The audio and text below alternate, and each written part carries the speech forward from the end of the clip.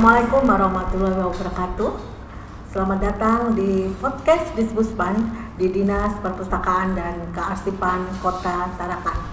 Bersama saya Puji Nita Herawati. Saat ini di podcast Dispuspan sudah hadir Ketua dan Sekretaris Badan Eksekutif Mahasiswa Politeknik Bisnis. Kita akan berbincang-bincang dengan pemimpin-pemimpin muda yang ada di Politeknik Bisnis. Tema kita adalah mengenal lebih dekat BEM Politeknik Bisnis Kaltara, visi, misi, dan program kerja. Sahabat Dispuspan, dalam dunia bisnis, sebuah perusahaan akan berjalan baik bila ada bisnis plan yang jelas. Begitu pula dengan organisasi. Kita akan mendengar langsung dari pemimpin muda BEM Politeknik Bisnis tentang visi dan misi yang mereka sudah buat. Kemana arah kapal mereka yang akan bawa. Bukan hanya sekedar janji kampanye, tapi bagaimana strategi eksekusi program kerja sesuai dengan visi dan misi yang mereka sudah buat. Kita sapa langsung Reno Suratman dan Desi Ratnasari. Iya, selamat pagi nih adik-adik. Iya, ini Ibu manggil adik atau gimana ya? Kalau adik itu kayaknya kayak adik banget gitu. Ya. Baik nih, Mas aja sama Mbak ya, lebih enak ya. Boleh. Mas Reno Suratman dan Mbak Desi Ratnasari. Apa kabar ini? Alhamdulillah. Senang nih Ibu kedatangan tamu generasi muda Gen Z nih ya, yang sudah hadir di podcast Dispuspan nih. Gimana nih kabarnya, baik-baik kan? Alhamdulillah, baik. Boleh nih ya. Berkenalan nih dengan sahabat Dispuspan, biar kenal nih pemimpin-pemimpin BEM dari Politeknik Kaltara. Silakan. Pertama-tama, Bismillahirrahmanirrahim. Halo sahabat Dispuspan, kami dari petinggi dari BEM Politeknik Bisnis Kaltara. Saya selaku ketuanya dan juga di sebelah saya ada Desi Ratnasari selaku sekretaris saya. Kebetulan kami baru saja terpilih Bu menjadi ketua dan maksudnya baru terpilih lah untuk Baru pemilihan. baru terpilih untuk menjadi pengurus di tahun periode ini. Kayak gitu. Desi mau dikenal langsung? Diulang mungkin ya. Boleh, silakan. Halo sahabat Dispuspan, perkenalkan saya Desi Ratnasari selaku sekretaris umum di BEM Badan Eksekutif Mahasiswa khususnya di Politeknik Bisnis Kaltara. Oke. Baru terpilih sekitar bulan apa? Ini bulan Juli. Juni ya. Juni, baru 1 bulan yang lalu ya, baru aja ini. Tapi punya pengalaman organisasi nggak sebelumnya? Saya ceritakan sedikit Boleh, untuk silakan. latar belakang organisasinya. Jadi awal saya masuk di kampus itu saya ada buat suatu organisasi juga sebelumnya, di mana yang saya buat itu organisasi yang terjun juga untuk ke masyarakat salah satunya. Jadi organisasi yang saya buat pada saat itu tuh Badan Narkoba Kampus yang disingkat BNK, kebetulan masih berdiri hingga periode sekarang. Jadi pasca setelah saya terpilih ketua baru juga, jadi organisasi itu yang membawa dampak lah buat kami, buat para pemuda-pemuda, para mahasiswa tadi untuk bergerak melanjutkan ke BEM ini. Jadi di situ langkah awal kami lah untuk bagaimana caranya belajar di sebuah organisasi pada saat kami membuat organisasi yang bernama Badan Narkoba Kampus. Jadi kayak satgas gitu kah ceritanya? Enggak juga sih. Enggak juga. Karena dia kan beberapa juga kami sudah MOU juga dengan BNN Kota. BNN. Iya. Kenapa punya pikiran membuat program apa tadi? BNK. Ya. Jadi sedikit pengalaman juga di tempat saya itu kan khususnya di Amal, ya kan, itu banyak tindak kriminal lah yang mengakibatkan banyak orang menggunakan narkoba tadi. Terus itu iya. Dan jadi juga, karena lihat kondisi lingkungan, mungkin di situ ya, bagaimana akhirnya, kita mencegah, ya kan? Ya akhirnya saya berinisiatif lah, sekiranya mungkin bagaimana caranya untuk membatasi lah generasi muda ke depannya agar tidak terjerumus dalam kasus-kasus seperti itu. Apalagi kan tidak bisa dipungkiri bahwa Kalimantan Utara kan salah satu pengguna. Banyak ya, misalnya kasus-kasus narkoba di Tarakan ya, karena kita ini kan kondisi lingkungannya juga mempengaruhi, ya kan ya, dan itu juga harus sebagai generasi muda harus inisiatif bagaimana kita membantu pemerintah untuk memutus tali rantainya tadi. Oke. Kalau Mbak Desi, apa motivasinya terjun ke organisasi BEM? Selain mungkin keluar dari zona nyaman saya pribadi, kami motivasi saya itu juga apa ya? Saya ingin menjadi salah satu orang yang membawa perubahan di lingkungan kampus seperti itu, dan juga kami ingin membuktikan bahwa mahasiswa itu tugasnya tidak hanya ke kampus belajar di kelas, tapi juga punya tanggung jawab untuk mengembangkan diri kami. Jadi memberi contoh menjadi agen perubahan ceritanya gitu ya. Jadi saat pemilihan kemarin melakukan kampanye gitu. Sempat sih Bu. Ya, karena kan setahu Ibu kalau BEM itu juga harus ada yang memilih, ya kan, harus kampanye, harus programnya, visi misinya, kayak gitu. Ya. Cuman pada saat kemarin itu aklamasi. Jadi nggak kayak pemilihan umum gitu. Iya, jadi langsung terpilih. Kebetulan karena saya pribadi yang mencalonkan hanya satu calon lah, satu-satunya calon ya. Makanya nyatakan aklamasi. Kayak gitu sih.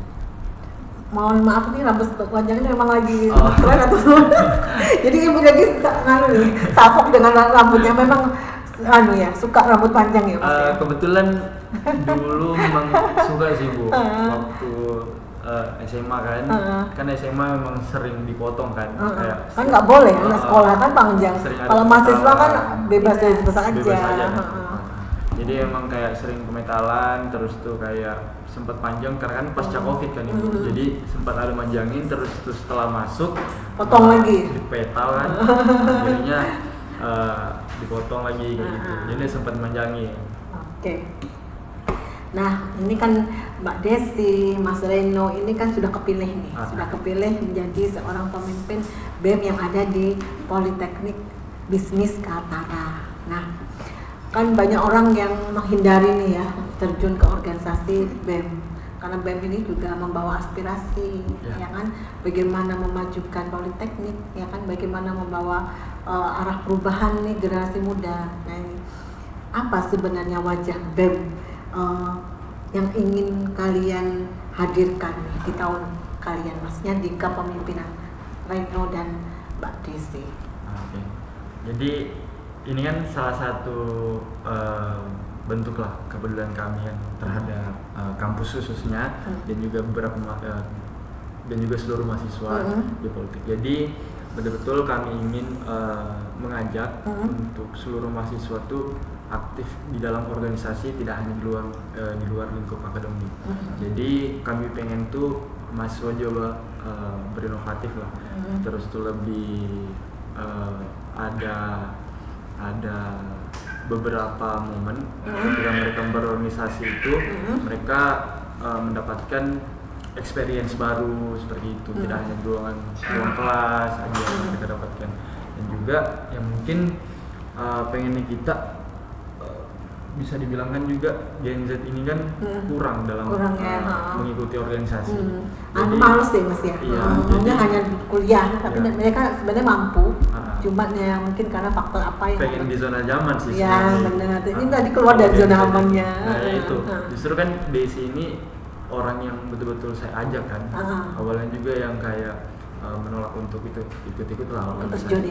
Karena pengen di zona nyaman kan. Dan itu yang saya bilang tadi, bahwasanya itu kayak mahasiswa sekarang tuh kebanyakan ingin bermain di zona aman mereka, tidak ingin keluar dari zona nyaman mereka gitu. Jadi mungkin memang kayak pengennya kita tuh betul-betul mengajak seluruh mahasiswa lah, khususnya di Poltek, ya kan, karena ini kampus swasta juga, bisa lebih bergerak lagi lah, bisa lebih berkreatif lagi. Berkreatif. Kalau Desi gimana jawabannya? Kurang lebih sih sama, tapi saya pengennya nanti itu BEM khususnya kami itu tidak hanya menjadi tidak hanya ada seperti itu, tapi juga menjadi rumah untuk mahasiswa. Rumah kedua ya, seperti itu. itu. Jadi benar-benar dia nyaman di kampus ya. Jadi bagaimana mereka mengembangkan kreativitasnya. Ya kan? Kalau boleh Ibu tahu kalian semester berapa? Saya kebetulan nih baru habis ujian kan Bu, habis UAS kami ini. Jadi sebelumnya semester 4, nanti ini semester 5. Semester 5. Kalau saya semester 2. Semester 2. Semester 3. Oh, pasti panjang pendidikan. Panjang. Jurusannya apa? Sama nggak jurusannya? Beda Ibu. Kalau saya itu sistem informasi. Kalau saya KSP. Oh, beda ya. Beda. Tapi bisa menyatu ya, sefrekuensi nih ceritanya. Ya. Kalau boleh Ibu tahu nih visi dari bisnis Kaltara itu apa? Politeknik bisnis, visinya di kampus tuh. Apa nggak visinya? Kalau visinya sih belum tahu sih. Soalnya itu udah pernah saya lihat juga sih sebelumnya. Ini nih tantangannya ini. BEM itu harus tahu visi misi dari kampusnya. Jadi kalian membuat program kerja kan harus berdasarkan visi dan misinya. Jadi kan turunannya, ya kan kalian kan turunannya.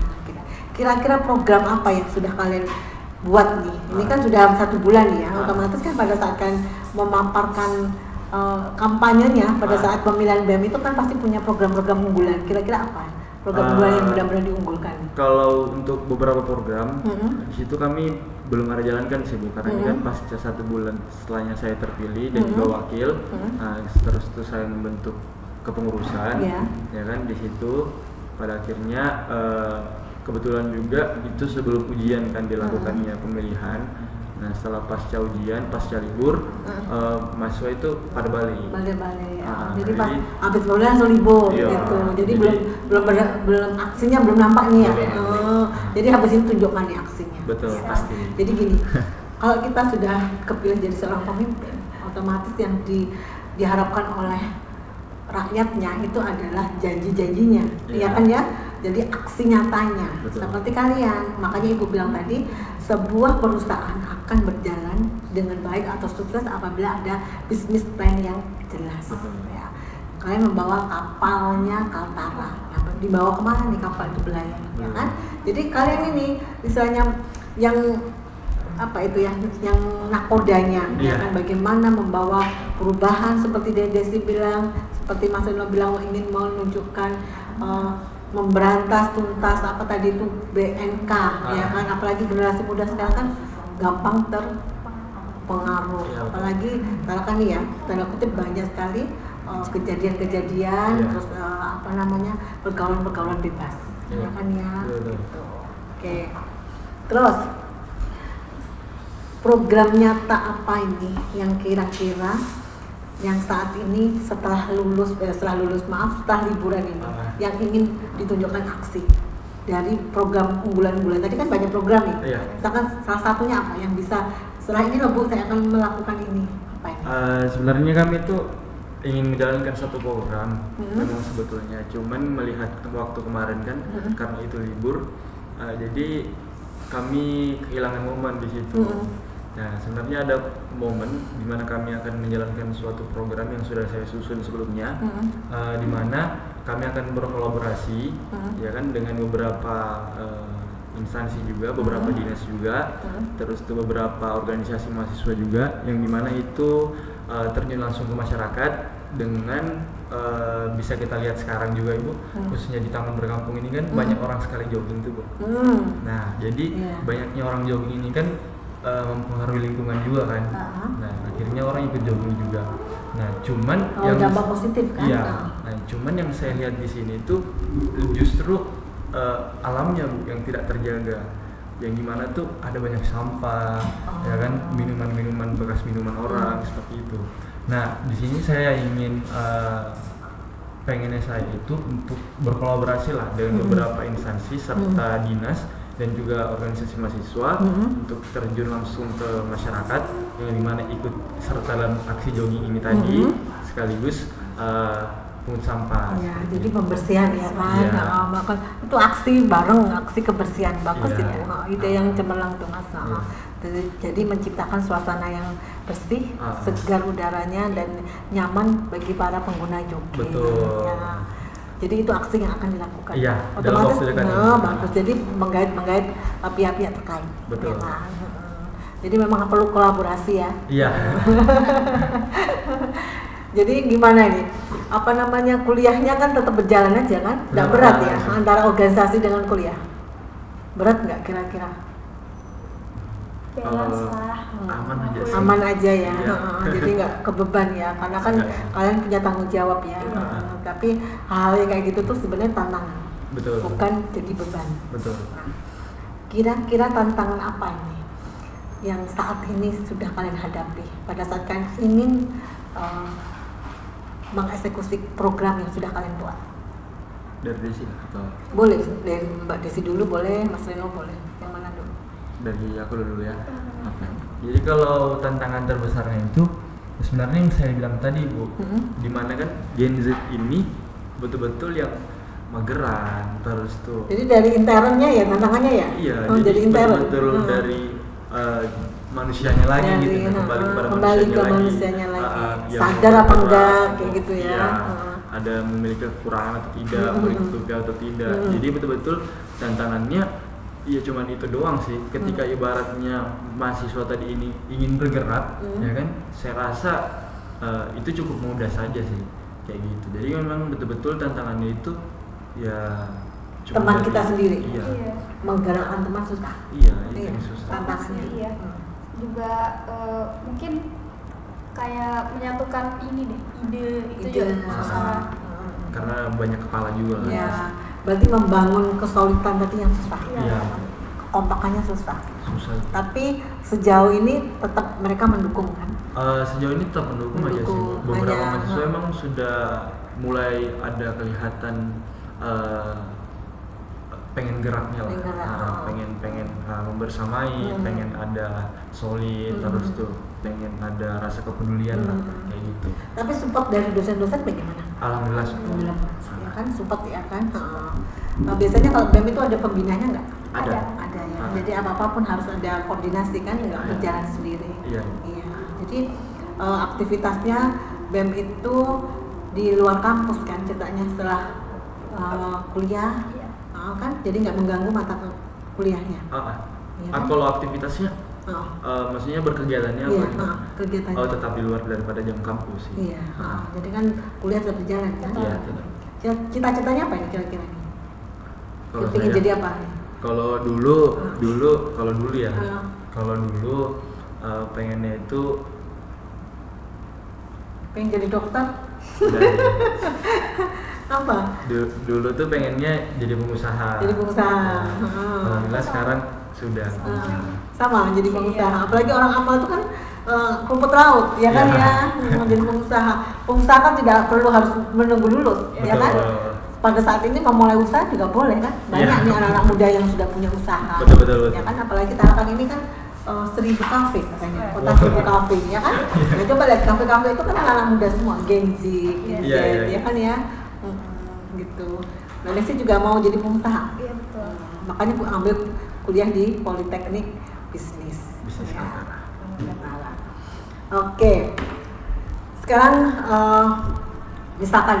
misalkan kalian disuruh memilih ini, ada pilihan terjun ke organisasi atau kuliah, ya kan?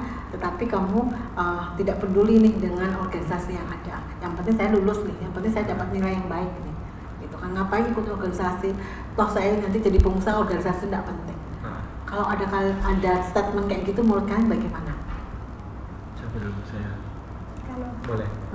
Kalau dari saya pribadi sih, menurut saya beberapa orang mungkin pasti mengatakan hal seperti itu sih Bu, kayak memilih bagaimana caranya untuk akademik itu memang harus dikedepankan ya kan ketimbang organisasi. Cuman di satu sisi kita perlu organisasi nih untuk wadah pengembangan diri. Betul. Nah bedanya tidak dapat di experience-nya itu tidak dapatkan di ruang akademik tadi. Jadi saya bilang ketika beberapa mahasiswa mengatakan bahwa organisasi tidak penting, lebih baik menghapus akademik, saya rasa itu tidak fair rasanya. Tidak fair ya? Iya, karena justru di akademik itu ada experience, ada pengalaman yang sekiranya itu kita tidak dapatkan di ruang akademik. Benar. Jadi ketika ada yang mengatakan hal seperti itu, saya tidak sepakat sih. Nggak sepakat ya? Iya. Berarti sepakatnya dua-duanya balance antara balance. organisasi dengan kuliah. Cuman akademik memang harus Ya, dikedepankan. harus lebih unggul kan daripada organisasi, kan ini mendukung. Ya, cuman kalau dikatakan dia tidak penting, No. tidak. Kalau Desi?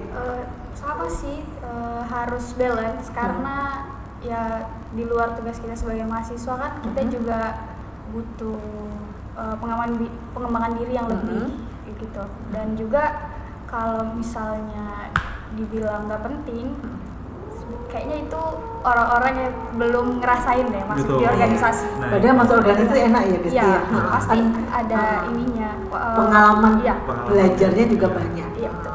Kira-kira yang dalam 1 bulan ini yang sudah dapatkan pengalaman tuh apa?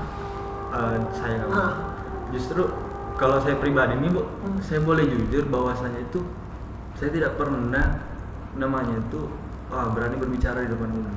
Dulu ya? Jadi dulu betul-betul kayak pemalu introvert, gitu. betul. Jadi pasca saya SD, SMP maupun SMA ya kan, itu saya itu nggak pernah presentasi. Malu gitu ya Mas? Malu saya. Nggak percaya diri. Nggak percaya diri. Paling saya kayak tukang ini lah Bu, kayak ganti-ganti slide. Oh. Ganti slide. Ya kan? Operatornya ya. Nah jadi saya itu karena nggak bisa ngomong, ya kan nggak bisa berbicara di depan umum. Akhirnya saya cuman kayak ganti-ganti slide, ganti-ganti slide. Tapi gitu dari situ doang. kan belajar ya. Nah, pada saat saya ingin berkuliah terus untuk masuk di organisasi, nah justru pengalaman itu yang saya dapatkan.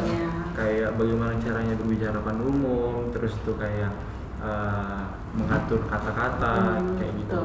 Berarti namanya pola pikirnya udah berubah. Betul. Karena kan tuntutan kebutuhan modern dan kebutuhan pengalaman belajar untuk mencapai cita-cita. Iya. Ya, Desi juga. Kalau saya sih lebih ke pemikiran sih. Jadi dari banyaknya pengalaman yang saya dapatkan tadi di organisasi itu, saya lebih kayak sekarang tuh udah lebih santai kalau ada masalah gitu. Jadi lebih dewasa ya, iya. lebih bijak.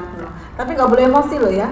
Namanya juga BEM itu kan istilahnya kan perwakilan dari mahasiswa, Betul. ya kan, harus mengayomi. Betul. Kalau ada yang kelahi harus menengahi, nggak boleh jadi provokatornya. Betul, ya kan?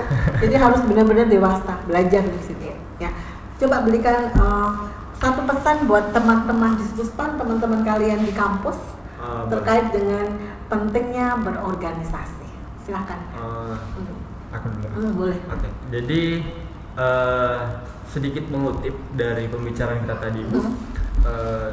Ketika ada statement dari sahabat-sahabat Dispuspan atau teman-teman di luar sana ataupun sahabat-sahabat yang ada di Politeknik di Kaltara khususnya, ketika ada teman kalian yang mengatakan bahwa organisasi tidak penting, katakan itu salah. Bahwa sebenarnya itu organisasi itu begitu pentingnya bagi pengembangan diri kalian. Nah, cuman harus diimbangi dengan ruang akademik juga kayak gitu. Oke. Desi. Kalau saya sih percaya aja apapun yang kita lakukan hari ini, entah itu di akademik ataupun di organisasi, itu semua punya positif dan negatifnya. Jadi kembali ke diri kita masing-masing, bagaimana kita mengambil hal-hal yang positif dari situ. Baik, ini sahabat Dispuspan luar biasa ini. Pemimpin BEM dari Politeknik Bisnis Kaltara yang sudah berbagi cerita terkait dengan kepemimpinan di BEM Politeknik Bisnis. Ternyata juga jadi seorang pemimpin juga perlu proses dan perlu suatu perjuangan untuk mencapainya. Jangan ragu untuk meraih sesuatu yang memang kalian benar-benar ingin capai. Terima kasih atas kehadirannya. Mudah-mudahan sukses terus berkembang Amin, amin. dan merealisasikan program-program dari BEM. Ya, Saya terus juga maju. selaku ketua BEM Ibu, terima kasih kepada Diskuspan telah mengundang kami acara podcastnya. Ya, mudah-mudahan nanti kita bisa berbagi lagi. Amin, amin, Ya, amin. siapa tahu punya program unggulan yang sudah berhasil dan perlu disosialisasikan. Boleh, Ya. nanti. Terima kasih Mas Reno, Mbak Desi, sukses terus ya. Baik sahabat Diskuspan, demikian bincang-bincang kita dengan Ketua dan Sekretaris BEM dari Politeknik Bisnis Kaltara. Semoga apa yang mereka berbagi hari ini bisa memberikan manfaat bagi kita semua, bahwa pentingnya organisasi dalam suatu kepemimpinan. Jangan takut untuk masuk ke dalam suatu organisasi, karena untuk mewujudkan cita-cita, organisasi sangat mematangkan suatu pribadi kita. Baik, terima kasih. Assalamualaikum warahmatullahi wabarakatuh. Main hati, manajemen intimo, sahabat literasi, dan gosip, ngobrol seputar arsip. Sweet little bumblebee, I know what you want from me.